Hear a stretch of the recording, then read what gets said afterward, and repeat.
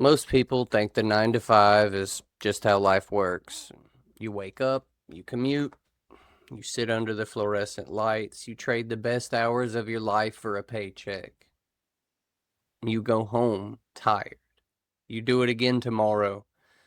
But if you zoom out, if you look at the pattern, it starts to look less like work and more like something older, something darker. It starts to look like a ritual. Not a healthy ritual. Not the kind that connects you to the land or to something real. This one feels closer to the old stories about Baal. Let's talk about Baal for a second. In the ancient Near East, Baal was a storm and fertility god. People believed he controlled rain, crops, and prosperity.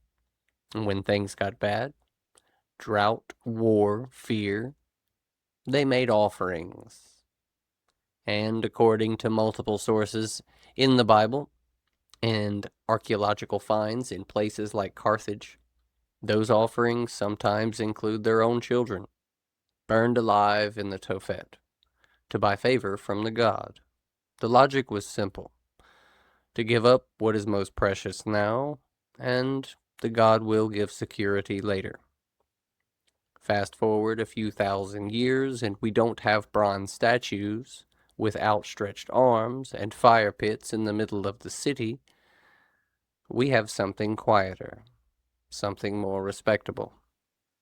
We have the 9 to 5 job. Think about what actually happens.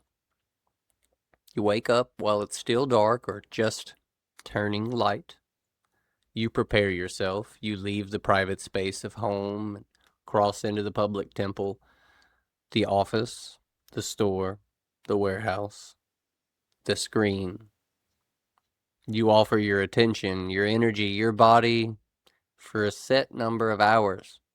In return, you receive tokens that promise safety, status, and the ability to keep the ritual going. The sacrifice is slower than the old fire. It doesn't kill the child in one night. It just takes the parent's time, presence, and life force over decades. The kids grow up in a daycare and after-school programs, while both parents keep the offering going. The justification is almost word for word the same every time. I'm doing this for their future. Baal was supposed to make the land fertile. The modern version promises a house, retirement, and security. Most people never quite get the full blessing.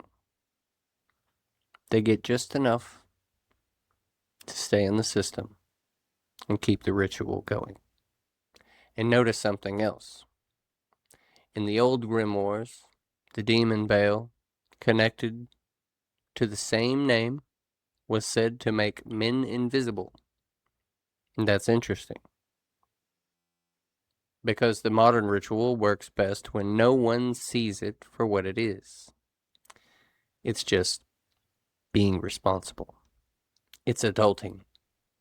It's the real world. The more invisible the sacrifice feels, the more smoothly it continues. This isn't about hating work, real work, building something, growing food, solving problems, creating value that actually lasts. That's not the problem. The problem is the empty, repetitive, soul-taxing version that has been elevated into a sacred duty. The meetings that could have been emails, the metrics that measure nothing important, the performance of busyness, the slow erosion of your actual life in exchange for the appearance of stability. It's a ritual that rewards loyalty to the system more than actual contribution. Once you're deep enough in it, walking away feels like apostasy, like you're being punished by the gods of bills and social status. I'm not telling anyone to quit their job tomorrow with no plan. That's not strategy. That's just a different kind of self-destruction. What I am saying is see the pattern. Once you recognize the shape of the thing, it loses some of its power. You stop treating the ritual as inevitable. You start asking different questions. What am I actually sacrificing? What am I getting in return? And what is the only altar available? And is this the only altar that is available? Some people will hear this and get defensive. That's fine. Rituals are sticky for a reason. They offer belonging and a story that makes the grind feel meaningful. But if something in you has been restless, you've felt the quiet sense that your days are being spent on something that doesn't quite add up.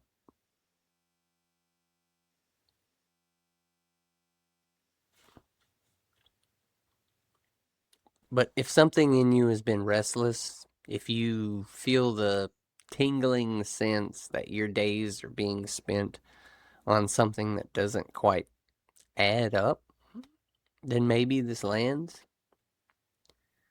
The old Baal rituals eventually collapsed under their own weight. People stopped believing in the fire, and they stopped believing it was necessary, and new stories rose. The same thing can happen now, not through rage, through clear seeing. Your time is not infinite. Your attention is not infinite. Your life is not a renewable resource to be burned for the system's favor. See the ritual for what it is, and then decide what you're actually willing to offer. And to what?